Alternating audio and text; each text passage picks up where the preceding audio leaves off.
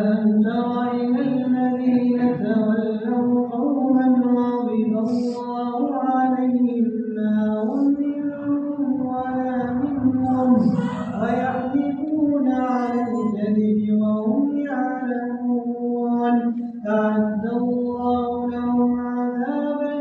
شديدا إنهم ساء ما كانوا يعملون اتخذوا أيمانهم فصدوا عن سبيل الله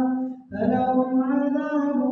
مهين بل تغني عنهم أموالهم ولا أولادهم من الله شيئا أولئك أصحاب النار هم فيها خالدون يوم يبعثهم الله جميعا فينبئهم بما عملوا يوم يبعثهم الله جميعا فيحلفون له كما يحلفون لكم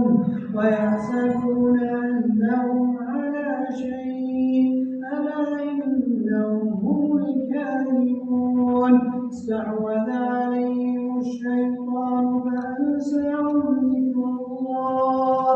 أولئك حزب الشيطان ألا إن حزب الشيطان هم الخاسرون إن الذين يحادون الله ورسوله أولئك في الأذلين كتب الله لأغلبن أنا ورسلي إن الله قوي عزيز لا تجد قوما يؤمنون بالله واليوم الآخر يوادون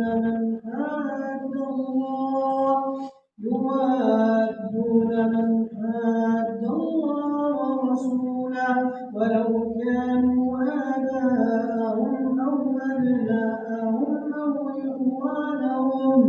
أو إخوانهم أو عشيرتهم أولئك كتب في قلوبهم الإيمان وأيدهم